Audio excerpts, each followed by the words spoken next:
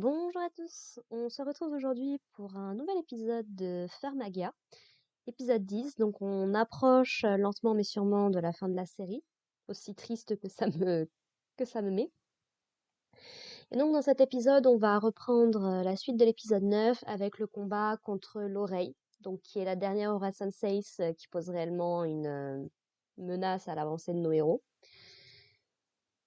Et on va apprendre un petit peu plus de choses sur Lei, notamment pourquoi est-ce qu'il a peur du noir, pourquoi est-ce qu'il n'arrive pas à débloquer la charge symbiotique avec ses monstres. Ça va être un grand moment pour son développement de personnage. Bref, ça se concentre beaucoup là-dessus, puisque donc l'oreille va assez rapidement se transformer en demi-bête. Et ce qu'on va apprendre dans cet épisode, c'est que donc en fait, elle a jamais eu une vie très très compliquée en tant que Pharmalia, concrètement. Elle est devenue Aura Sensei sans vraiment avoir de problème. Et en fait, elle a toujours ressenti cette espèce de vide en elle, puisque donc bah elle ressentait pas forcément d'émotions ou de trucs en particulier. Et donc c'est pour ça que pendant toute la série, elle est en mode oh est-ce que vous allez réchauffer mon pauvre petit cœur, ceci cela. Et en fait, un jour, elle a décidé d'affronter le mage avant qu'il ne comment dire qu'il ne fasse semblant d'être mort. Et en fait, bah elle va manquer de mourir en l'affrontant.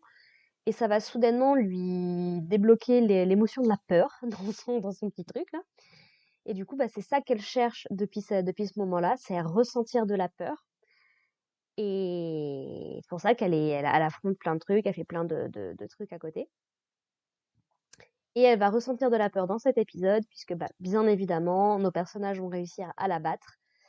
Mais il va y avoir pas mal de petits trucs avant. Donc, elle va se transformer en demi-bête, et en gros, grosso modo, elle prend l'apparence d'un kitsune, donc d'un démon renard, d'un yokai sous forme de renard.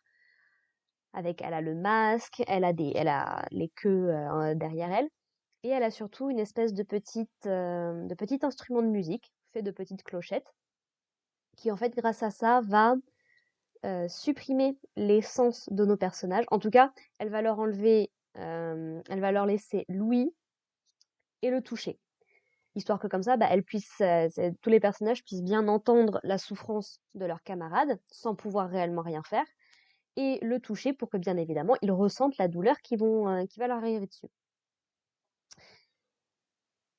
Voilà, voilà. Et on va découvrir en fait que bah, par le passé, donc quand il était plus jeune, là il s'est rendu dans la forêt qui entoure Avrio, un petit peu comme Chica et Mero à l'époque. Et en gros qu'il était accompagné d'une jeune femme qui s'appelait Anemone, qui apparemment lui a dit non mais t'inquiète pas, on dira pas ça aux autres et tout, que tu m'as aidé et tout. Apparemment elle venait souvent à l'orphelinat. Et il est sous-entendu potentiellement que Lei avait un petit peu un crush sur elle, et clairement elle fait adulte alors que lui était vraiment gamin. Et donc elle lui fait promettre bah, de la protéger si jamais il devait tomber sur des monstres et tout. Elle le prend vraiment à la légère. Sauf que bah, la nuit va tomber, l'obscurité va se faire, et ils vont tomber sur un monstre, sur une demi-bête, qui s'avère être l'oreille, qui un petit peu à l'instar de Manas, en fait, ouais, faisait ses petites expériences tranquilles dans les autres îles. Voilà, pourquoi pas. Et en gros, donc, elle a attaqué Anémone et elle l'a a priori tuée, plus ou moins sous les yeux de Lei. Sauf qu'en fait, Lei a été tellement traumatisé par ce qui s'est passé, en fait, qu'il s'est barré. Il a littéralement abandonné Anémone et depuis, bah, il s'est toujours pas remis de sa culpabilité et c'est notamment pour ça que l'obscurité, ça le met dans un état de panique terrible. Et parce qu'apparemment, il a continué à entendre les cris d'Anémone, notamment qu'il l'appelait à l'aide. Mais bon, dans ma tête, j'arrête pas de me dire, c'était un gamin, il était même pas vraiment Pharmaga, qu'est-ce que tu voulais qu'il fasse? Enfin. Et du coup, donc, l'oreille va dévoiler cette histoire au reste des camarades de Lei. Et lui, ça le met extrêmement mal à l'aise qu'on découvre cette partie bah, lâche, en fait, de sa personnalité, de son passé. Et en fait, bah, devant le trauma qui se présente à lui, bah, en fait, il va se barrer, encore une fois, en abandonnant ses amis.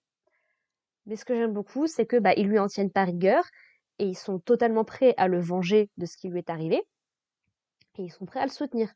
Notamment, Ten est persuadé que, bah, certes, là, il vient de se barrer, mais il va forcément revenir pour les aider. Il le connaît, c'est comme ça, c'est sa personnalité, quoi. Puis ce sont les dragons de Sanveld. C'est un groupe d'amis qui est très soudé, donc ils vont pas s'abandonner les uns les autres.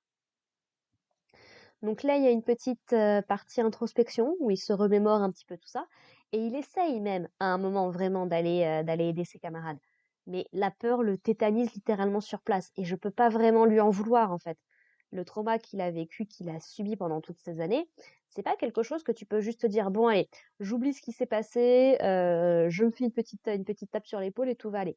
C'est un petit peu comme la dépression. Si c'était aussi simple, franchement, ce serait génial. Malheureusement, c'est pas comme ça que ça marche. Et en fait, c'est lui qui va se rendre compte que c'est le bruit des clochettes, en fait, qui agit sur cette espèce d'illusion de privation d'essence de l'oreille. En fait, finalement, donc, il va décider de revenir. Maintenant qu'il est honnête avec lui-même, donc, il va réussir à débloquer la charge symbiotique avec ses kraken. Donc, il a son petit truc super puissant. Et ils vont même réussir avec Ten à fusionner les deux. C'était une question que je me posais depuis le début de la série, on avait vu Nares, la première, le faire. Donc, de faire en sorte qu'il y ait deux fusions qui fusionnent ensemble. Cet épisode répond à une question. Ce ne sont pas forcément deux monstres qui appartiennent à un Pharmagia en particulier. Les monstres de plusieurs Pharmagia peuvent fusionner pour donner un monstre plus puissant. Et donc, ce qui va se passer dans cet épisode, Ten et Lei, bien évidemment, de par leur de par leur proximité, de par ce qu'ils représentent et tout, vont réussir à s'harmoniser. Et il en ressort un espèce de phénix qui va mettre la pâtée à l'oreille. Voilà. On a Lei également qui va dans cet épisode admettre qu'il admire Ten depuis globalement toujours, en fait. Et que bon, bah, il est pas vraiment jaloux, mais il essaye de devenir un petit peu comme lui. Et en fait, bah, Ten va lui répondre: Ah, ça, bah écoute, oui, non, mais c'est la même pour moi, je t'admire, je dis toujours que t'es quelqu'un qui est un peu plus posé, qui est un petit peu plus intelligent que moi, ce genre de choses. Donc en fait, t'as tout le reste du groupe qui viennent lui dire: Ah ouais, non, non, mais on a toujours dit que vous faisiez un super duo tous les deux, machin et tout.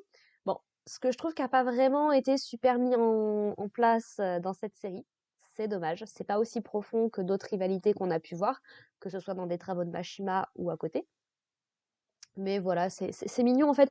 Ce que j'apprécie beaucoup dans cette série, vraiment, c'est ce côté, on est des amis, et même quand on découvre quelque chose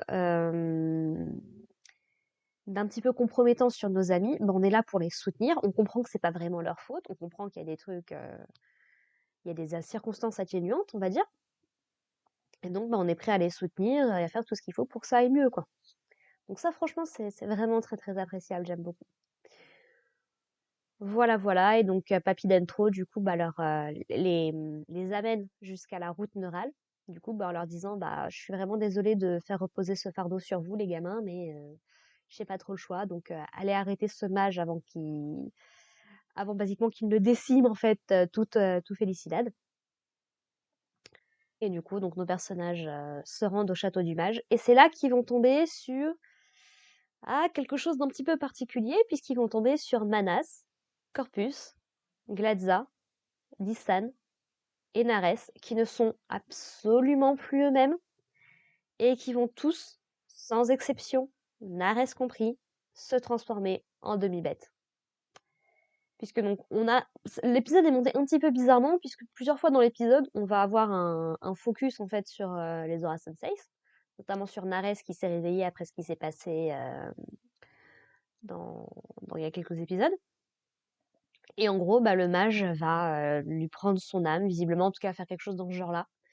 Lisanne, en fait, c'est pareil, j'ai pas compris. En fait, elle est revenue à la vie, mais en fait, elle va se refaire tuer directement dans le dos. Enfin, c'est un petit peu bizarre au niveau de la construction, pour le coup, de la mise en scène. Mais voilà, donc, tous les Aura Senseis sont sous le contrôle du mage. Ce ne sont vraiment que des petites marionnettes. Et nos héros vont devoir affronter les Aura Senseis, dont Nares, qui était un petit peu l'Aura Senseis de leur continent, quoi. Donc, ça va être dur, dur. Voilà, voilà. C'était en soi un très bon épisode que j'ai beaucoup aimé, qui développe le personnage de Lei. Et Dieu sait qu'il en avait quand même besoin. Après, ça, c'est un truc que j'ai bien aimé. Ça a été plutôt bien mis en place, tout ce qui concerne Lei. Donc, heureuse de voir que ça porte enfin ses fruits. Et puis voilà, voilà. Donc, on se retrouve la semaine prochaine pour parler de l'épisode 11. A priori, l'avant-dernier épisode. Je veux vraiment pas que cette série se termine. Ça va être tristesse. Enfin. Sur ce, bah écoutez, portez-vous bien à la prochaine. Allez, bye les gens.